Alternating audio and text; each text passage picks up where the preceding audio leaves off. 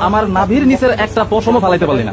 Doctor Enayetullah Abbasi হুজুর, উনি তো একজন ভালো মানুষ, তার ছাত্র এত পরিমাণ বেয়াদব হয় কিভাবে?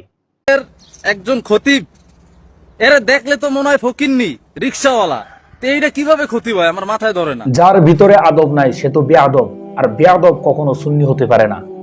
প্রকৃতপক্ষে সুন্নি তারাই যারা আদবওয়ালা।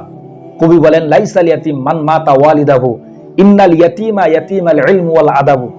সে তো প্রকৃতপক্ষে এতিম নয় যে মাকে হারালো, বাবাকে হারালো। আসলে প্রকৃত এতিম তো সে ব্যক্তি যে আদব শিক্ষা থেকে বঞ্চিত রইল।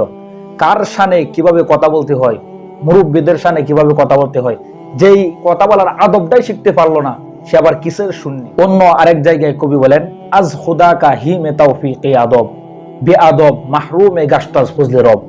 বেআদব আল্লাহ তাআলার ফজল করম দয়া থেকে সে বঞ্চিত রাখে।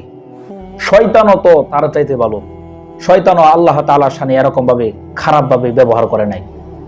এ শয়তানের চাইতেও নেই। জাতীয় মসজিদের খতিবকে অপমান করা মানে গোটা বাংলাদেশের মানুষকে অপমান করা।